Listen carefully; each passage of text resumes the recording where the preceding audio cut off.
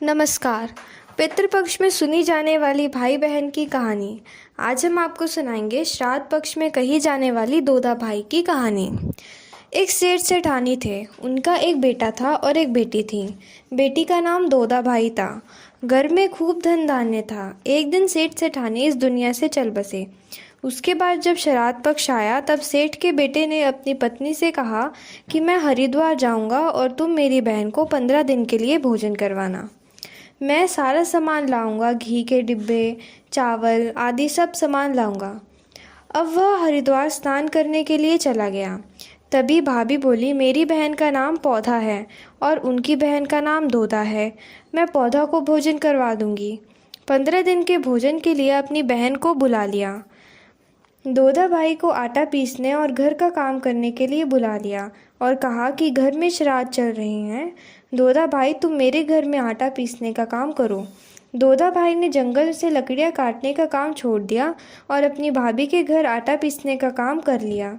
बच्चों ने कहा कि माँ, तुम तो ननिहाल चली जाओगी, तब हमारे लिए राब बनाने के लिए आटा कहाँ से आएगा। तब दोदा भाई ने कहा कि जब मैं आटा पीसने जाऊंगी तब मेरे हाथ आटे से भर जाएंगे और आटा भी कपड़ों पर लग जाएगा। तब मैं अपने कपड़े से और हाथों को ज़ोर से झटकूंगी तो आटा निकलेगा। उसका राब बनाकर पिला दूंगी। लेकिन भाभी ने तो दिन भर का आटा पिसवाया और कहा कि श्राद्ध का काम है, इसलिए अपने कपड़े झटक कर और हाथ धोकर जाना। दोदा भाई जब घर गई तब दिन भर के भूखे उसके बच्चे सो गए। ना ही कपड़े और ना ही हाथ से आटा निकला। अब वह बेचारी बड़ी दुखी हो गई। ना ही तो अब वो लकड़ियाँ लेने जाती थी कि वो आटा ला सके। लकड़ियाँ बेचकर कुछ दिनों बाद भाभी ने उससे फिर से कहा कि भाई साहब, घर आना, काम करने के लिए आपके माता पिता का श्राद्ध है। तभी बच्चे बोले कि उस दिन तो हम भूखे ही सो गए थे, अब हमें फिर भूखे सोना पड़ेगा। तभी दोदा भाई ने कहा, नहीं बच्चों, तुम्हारे नाना नानी का श्राद्ध है। आटे और चावल से भरे हाथ जब मैं नाली में धोऊंगी तब तुम नाली में कुल्हड़ी रख देना।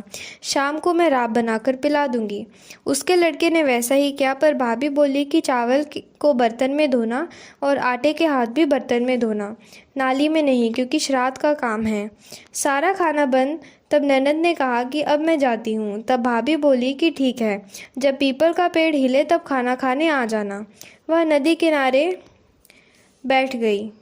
ना तो पीपल का पेड़ हिला और ना ही वे खाना खाने गई। शाम होने पर जब वह घर आई तो उसके बच्चों ने कहा कि नाली से पानी तो आया ही नहीं।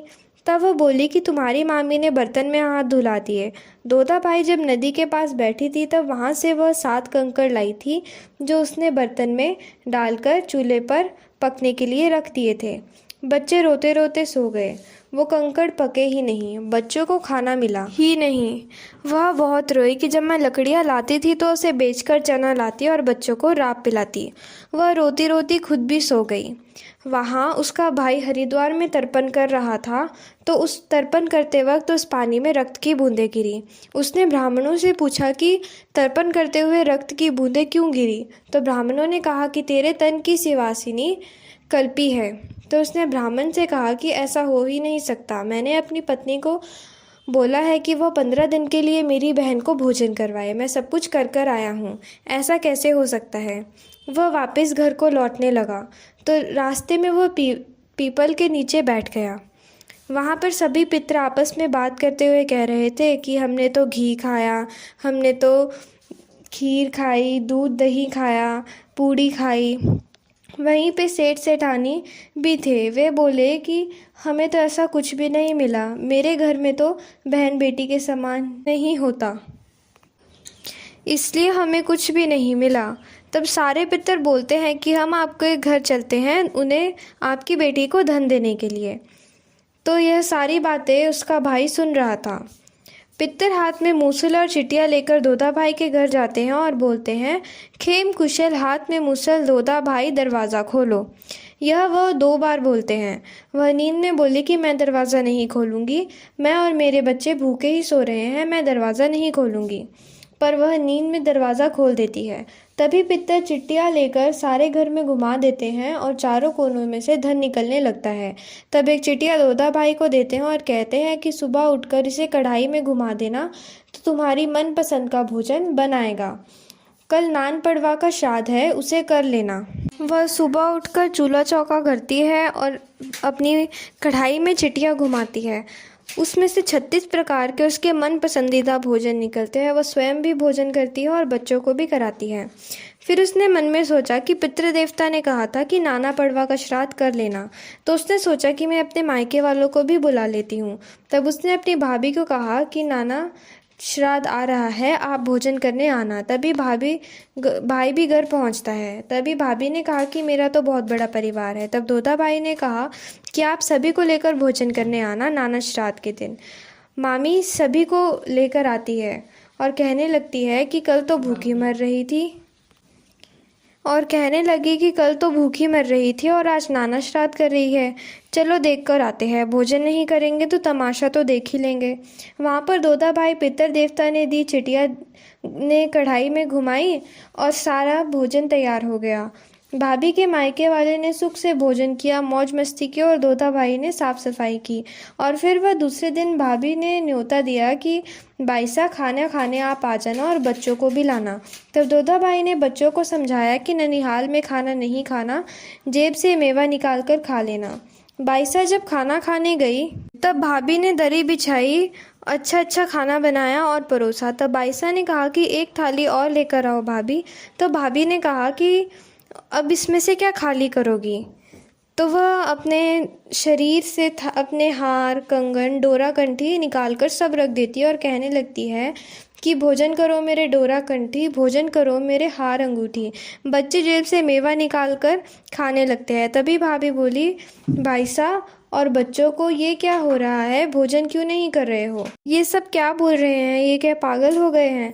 तभी दोदा भाई ने कहा कि भाभी ने मुझे नहीं मेरे गहने जेवर को खाने पर बुलाया है। वो भी एक दिन था जब माँ बाप के श्राद्ध पे बर्तन में हाथ धुलाए, और आज ये भी दिन है।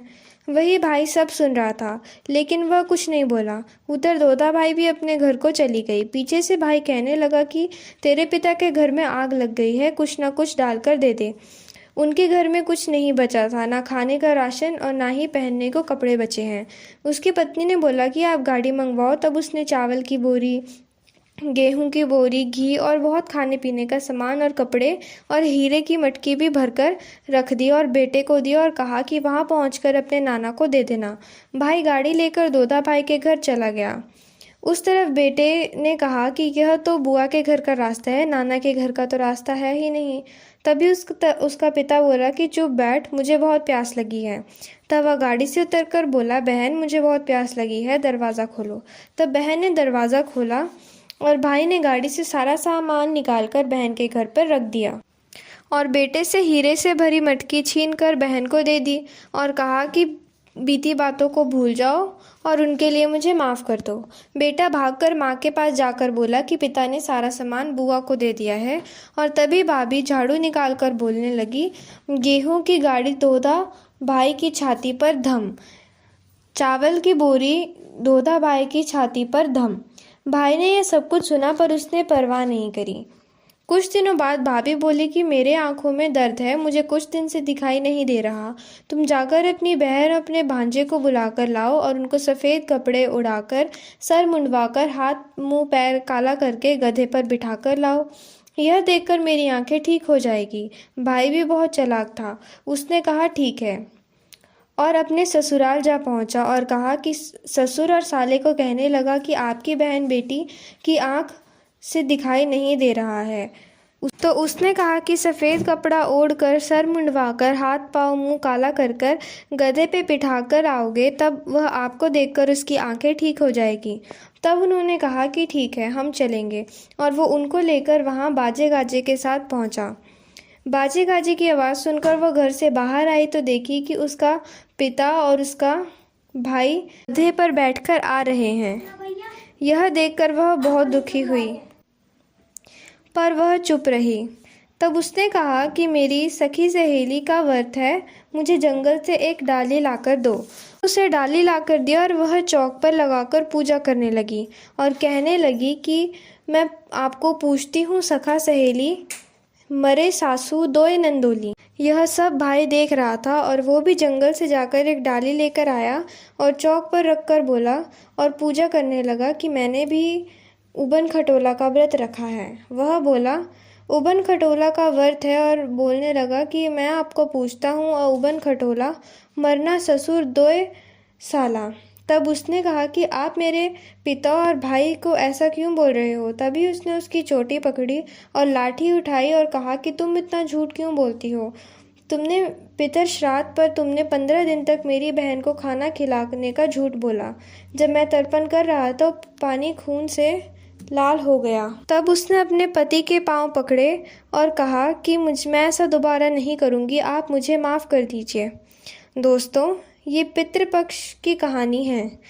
हमें पितृपक्ष में अपने सामर्थ्य अनुसार अन्न धन वस्तु का दान करना चाहिए और 16 दिन के श्राद्ध में अपनी बहन भांजी को भोजन करवाना चाहिए। इससे सभी पितरों की कृपा बरसती है। धन्यवाद।